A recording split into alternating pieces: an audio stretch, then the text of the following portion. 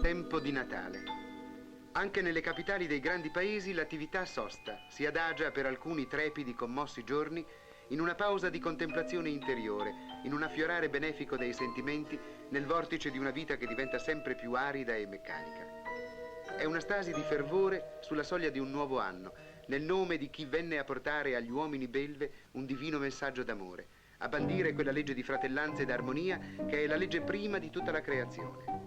Tempo di Natale, tempo dell'anima, tempo di doni anche, e tempo di spese perfino inutili, perfino ingiustificate, ma sempre gioiose, sempre colme di quella maggiore felicità che dà il comprare per gli altri, per chi amiamo e per chi ci ama. Purtroppo anche del Natale oggi si è fatta un'industria sapientemente organizzata e rivolta al massimo del rendimento possibile dalla furberia dei maghi della pubblicità. Ma lo spirito di questa festa, la più alta e la più intima, la festa del riscatto umano, resiste ad ogni intrusione, ad ogni adulterazione. E nei grandi magazzini c'è gioia a buon mercato per tutti.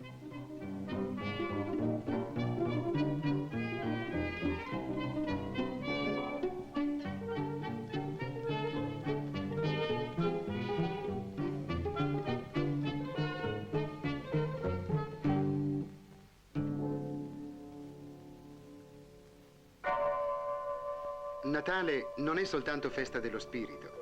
Siamo a Parigi, nella zona delle Halles, il grande mercato centrale, colmo di derrate di ogni genere che affluiscono e si disperdono in una fitta rete di traffici grossi e minuti. Qui il Natale diventa profano, ma vi sarà letizia anche per i più umili.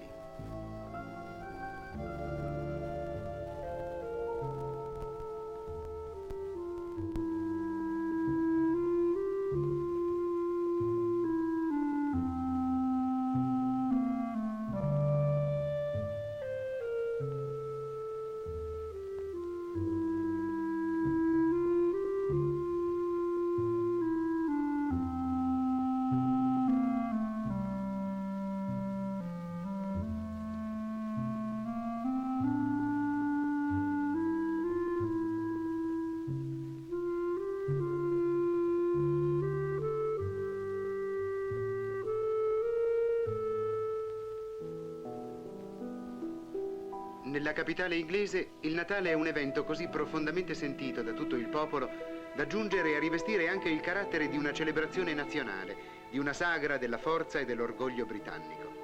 Questa è la zecca, casa madre della sterlina, una moneta che in ogni Natale compie la sua grande prova. E questo è il mercato londinese di Covent Garden, più raccolto di quello di Parigi, ma non meno intenso e forse più ricco. A Covent Garden le merci giungono da tutti i paesi del Commonwealth. Non per niente Commonwealth significa ricchezza comune e i buongustai non hanno che l'imbarazzo della scelta.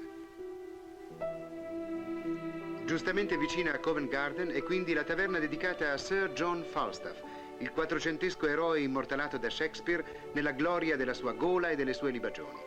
Falstaff a Covent Garden è celebrato anche nell'adiacente teatro d'opera, il maggiore d'Inghilterra.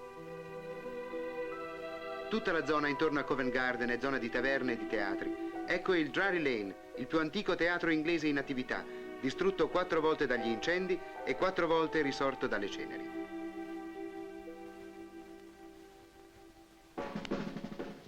A Natale le insegne dei teatri intorno a Piccadilly sfolgorano con i titoli delle produzioni più impegnative e le loro luci si mescolano festosamente a quelle degli addobbi natalizi.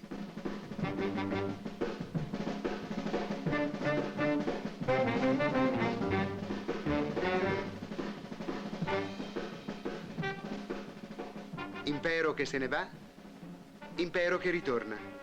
C'è un doppio senso in questo gioco di luci. Non ci pensiamo, è Natale e l'impero è tuttora presente, soprattutto con la sua coesione spirituale, sopravvissuta nell'intimo. I grandi magazzini sono tutta una gloria di luci e ci rimandano le immagini di un'Inghilterra prospera e felice.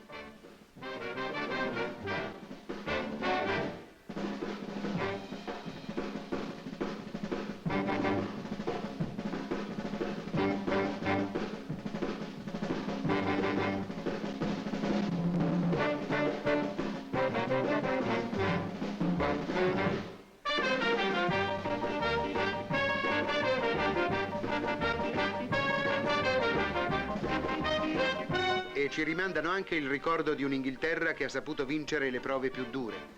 Quante ore storiche hanno battuto i quadranti di Big Ben? In questi giorni non battono che ore di serenità. Ore semplici di meraviglia e di allegria per grandi e piccini al circo, come ai tempi in cui non c'era la televisione né gli agenti con licenza di uccidere.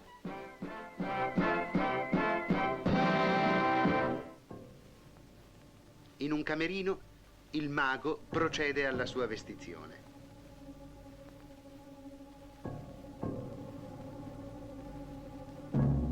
I suoi gesti sono quasi ieratici, solenni, e non soltanto perché l'occhio della macchina da presa lo sta guardando.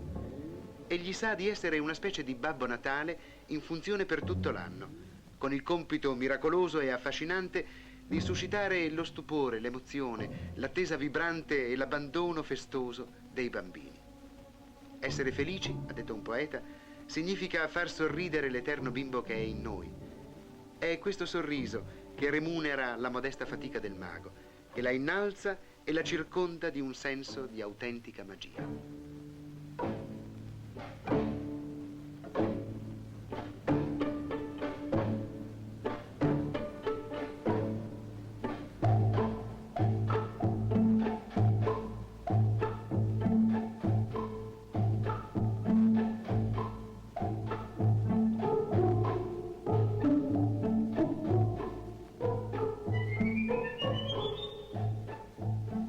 Ecco un equilibrio estremamente precario all'apparenza, ma in realtà durevole e sicuro.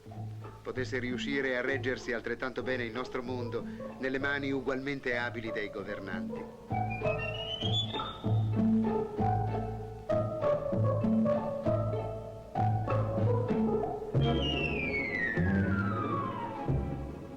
Da questi fili lucenti nascono tanti bei bigliettoni di banca, proprio quelli che nelle feste di Natale e non solo in esse fanno tanto comodo. Peccato che il mago abbia una simile virtù soltanto in scena. Il piccolo Luna Park di periferia non è ancora entrato in funzione. Tra poco, nonostante il freddo, sarà pieno di bambini vocianti. Nei mercati della roba usata cercano e trovano il loro Natale anche i più poveri. Questi oggetti distesi in terra o sulle bancarelle sembrano doni sfuggiti dal grande sacco del buon vecchio, raccolti e messi lì per chi deve accontentarsene. I negozi delle cose vecchie hanno un'intensa poesia, vibrante di 1000 ignoti ricordi, ed ebbero il loro cantore in Charles Dickens, il grande romanziere inglese.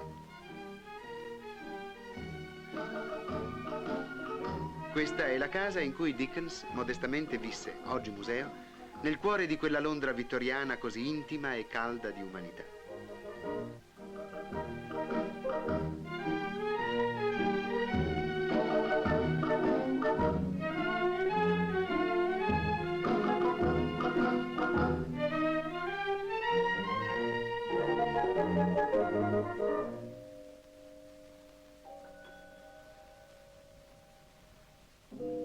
Tempo di Natale.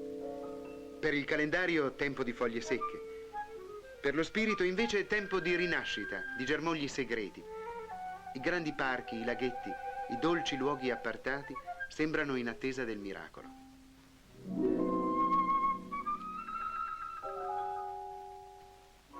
Sì, questo è tempo di miracoli. Le luci alle vetrine, alle finestre, alle porte affermano una fede intima, una presenza spirituale che trascende i significati esteriori, che fa parlare al cuore anche gli addobbi, anche le scritte dei negozi, anche i richiami della pubblicità.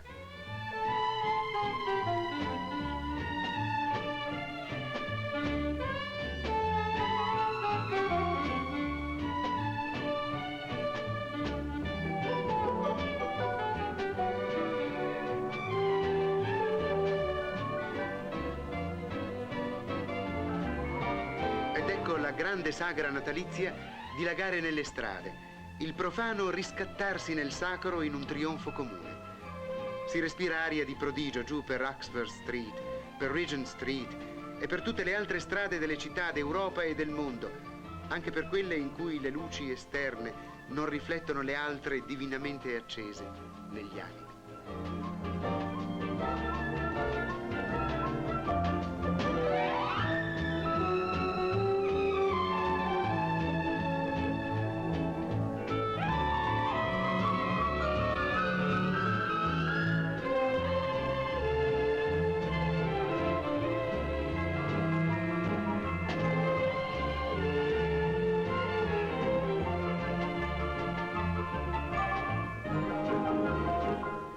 buon anno, vita nuova o almeno migliore.